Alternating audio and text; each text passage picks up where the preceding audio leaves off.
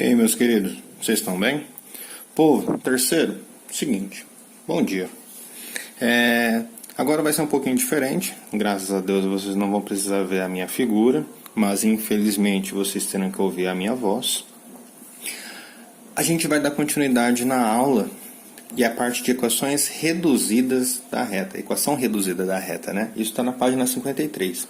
Enquanto você assiste a aula, eu gostaria que você estivesse com a apostila. Então, pausa o vídeo rapidão, pega a apostila, abre lá na página. Beleza. Seguinte, nessa parte, o que eu preciso, primeiramente? Que você recorde o que é a equação da reta. A equação da reta geral era aquela expressa assim: ax mais by mais c é igual a zero, onde a, b e c são coeficientes, são valores numéricos, beleza? E aí eu te trago uma dica de como achar a reduzida. Se você tem a geral, você faz o seguinte: a reduzida é quando deixamos a variável y em função de x. Aí você fala, não entendi nada. Traduzindo, deixa o y sozinho. Só isso, velho. Olha esse exemplo. 2x mais y menos 6 igual a zero. Fechou? Equação geral? Está escrito da forma ax mais by mais c igual a zero. Está igual a zero. Ótimo. Equação geral. Quero deixá-la na reduzida. O que eu faço? Deixo o y sozinho. Então, o que eu vou ter que fazer? Passar esse 6 para o outro lado e o 2x para o outro lado. Traduzindo, meu y vai ficar de que maneira? Normalmente, a gente começa com um x, ok? Então, ficou menos 2x mais 6. Professor, só isso? Só. Isso é a reduzida. Olha que difícil. Aí você vai falar, putz grila, isso aqui me lembra uma equação. Equação do quê? Do primeiro grau, lembra? Na hora que eu colocava no lugar do y, quem? F de x. Lembra que a professora sempre falava isso? Ah, o y eu posso substituir por f de x, aí vira uma função de x. E o meu x está elevado a que grau nessa situação? 1. Ah, beleza, função do primeiro grau. Conhecida também como função afim. Com essas informações, eu já consigo responder as perguntas que ele traz na página 53. O A ele fala assim: essa equação está escrita na forma de qual tipo de função? A gente acabou de falar, função afim, função do primeiro grau.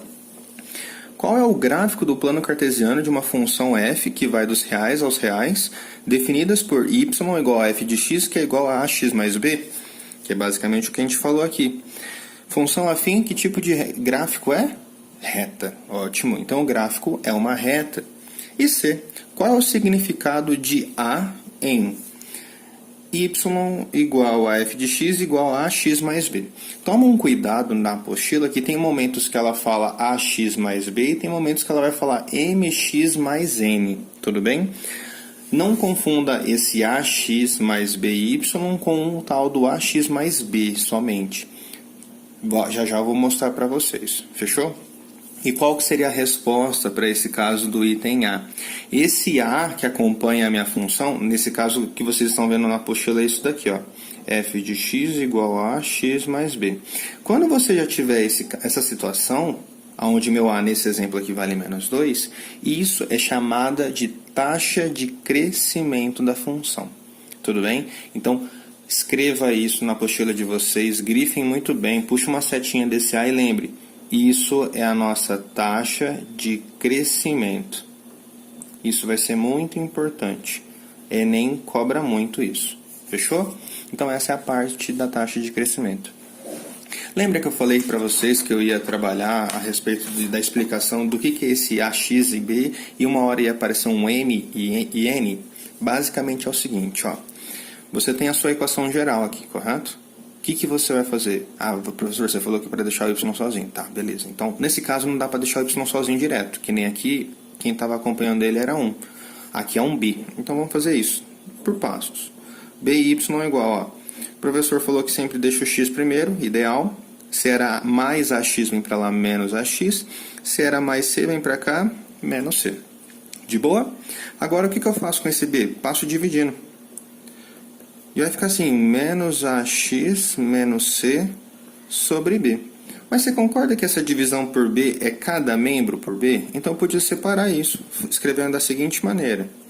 Menos ax sobre b, menos c sobre b. Tranquilo? Aí existe uma escrita que, para você não ficar trabalhando com valores feios dessa maneira, ele fala para você falar assim, ó, o M você vai colocar no lugar de menos A sobre B. E o N você vai colocar no lugar do menos C sobre B. Então você concorda comigo que essa escrita agora eu posso expressar dessa maneira? No lugar do menos A sobre B eu vou por quem? M. Então vai ficar mx. No lugar do menos c sobre b, eu vou por quem? N. Então vai ficar mais n. Aí, esse cara também é conhecido como a equação reduzida da reta. Normalmente a gente trabalha assim, mas a gente tem que estar ciente que às vezes pode aparecer essa escrita. Digamos assim, é a mesma coisa, tá? Para falar a verdade. Mas às vezes pode aparecer isso, ok? E na apostila de vocês aparece isso com um pouquinho de destaque, mas eu gostaria que vocês dessem um destaque maior, aonde ele especifica o nome de cada um desses caras, desses coeficientes. Esse cara aqui é o coeficiente. Ficou apertadinho, mas acho que dá para ver. O coeficiente linear, ok? Dica, já grava isso. Isso é onde fura o eixo Y. Fica com essa dica aí. E esse M aqui é um coeficiente também. Só que é um coeficiente agora angular. E esse cara vai ser importantíssimo. Ah, mas professor, você falou que era a taxa de crescimento. Sim, além de ser taxa de crescimento, ele também tem a ideia da chamada coeficiente, ou melhor, tem a ideia do nome de coeficiente angular, ok? É que se alguém perguntar para você qual é a taxa de crescimento de tal função, é só você ver quem está acompanhando o x. Mas na hora que eu falo assim, sabendo que o coeficiente angular de uma reta vale 3, quer dizer, se eu falei que o coeficiente angular de uma reta vale 3, era a mesma coisa que eu falar que a taxa de crescimento dele vale 3. Basicamente é isso. Fechou? Isso é o que eu tenho primeiramente. Vamos para a segunda parte de teoria. Vibrou aí porque eu tive que pausar o vídeo para virar a folha, então desculpa, tô aprendendo ainda. Ó, a segunda parte é justamente a que fala do coeficiente angular, aquele nosso M, lembra? Ó, tá aqui embaixo até um spoiler, coeficiente angular. Professor, e se eu tivesse um exercício onde ele me fornece 2 pontos, tá vendo? Ó, A e B, e eu tenho que achar o coeficiente angular. O que muitos de vocês fariam? Ah, professor, já tive uma ideia. Já que ele quer... Pera aí que eu estou arrumando aqui. Acho que era mais fácil mexer no papel, né? Tá, vamos ver? Ah, moleque. Então era mais fácil. Professor, se ele me dá 2 pontos, no exercício ele fala, dado esses 2 pontos, eu quero que você me encontre o coeficiente angular. Puxa vida, nossa, que trampo da pega. Eu vou ter que calcular esses 2 pontos na forma de matriz, lembra? Da aula passada? Fazer a matriz, achar a geral, da geral, achar a reduzida, da reduzida eu encontro. Fez sentido essa sequência? Se sim, ótimo. Se não, ótimo, porque você não vai precisar disso, entendeu? Como assim, professor? Não vou precisar disso. Preste atenção no seguinte. Lembra que ele falou que o coeficiente angular, o próprio nome diz, está relacionado ao ângulo. Então, ó, se você perceber, o ângulo que eu tenho aqui da minha reta, vamos chamar isso de alfa, tudo bem? A apostila também chamou de alfa. Vocês concordam comigo que esse ângulo é o mesmo que esse? Por semelhança de triângulo, tudo bem? Ó, retas paralelas, cortada por uma transversal. Opa, transladei o ângulo. Fechou? E olha que da hora. Você sabe essa medida? Ah, eu sei. É YB menos YA. Boa. Você sabe essa medida? Sei. É XB menos XA. Boa. E o que são esses caras para o meu ângulo? Cateto oposto e cateto adjacente. Ah, você está de zoeira. Não, não estou de zoeira nenhuma. Então quer dizer que para você achar o seu coeficiente angular, que é o M, bastava você calcular quem? A tangente de alfa. Pronto. Mas professor, quem é a tangente de alfa? Não é cateto oposto sobre hipotenusa? Lembra? Ó, resuminho rápido. Cateto oposto, tangente igual a de coca. Ah, então quer dizer que ao mesmo tempo eu poderia substituir a expressão tangente de alfa sendo quem? Quem é o cateto oposto? Essa medida é YB menos YA. E quem é o cateto adjacente? Essa medida, xb menos xa. Então, essa é a fórmula rápida para você encontrar o coeficiente angular. Tudo bem? Fica um pouquinho mais rápido, né? Alguma dúvida nisso? Espero que não. Já já a gente vai trabalhar com alguns exemplos para vocês verem que não é tão complexo esse conteúdo. Claro, tem algumas coisas bem pesadas que a gente vai ter que trabalhar. Mas relaxa que eu vou trazer uns exercícios bem tops, ok? Então, tudo bem essa forma rápida de encontrar a equação angular? Agora vem uma outra pergunta.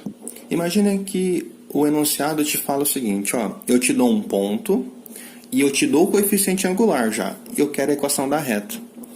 Peraí, professor, tá faltando outro ponto, porque para eu ter a equação da reta eu preciso de 2 pontos. Só que o enunciado não me deu 2 pontos, ele me deu só um ponto e o coeficiente angular. Aí vem essa outra forma de encontrar a equação da reta. Essa forma ela é muito conhecida como ioiô mi xoxô. Tudo bem? Essa fórmula ela vai ser muito importante para vocês, então dá aquela ênfase. Firmeza? Essa fórmula, salvo engano, está na página 55. Professor, então traduz para mim, o que é cada uma dessas variáveis? Ó, o y vai ter que ficar, porque na equação da reta tem y, o x tem que ficar, porque na equação da reta tem x. O que você vai ter que mudar para valores? O y, o m, o yo, perdão, o m e o xo. O que é esse yo e xo? São os pontos, ou melhor, as coordenadas do ponto. O que é esse m? O coeficiente angular. Tudo bem?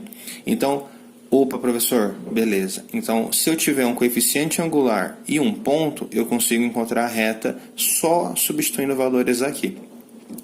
De boa? Tranquilo? Vamos fazer um teste.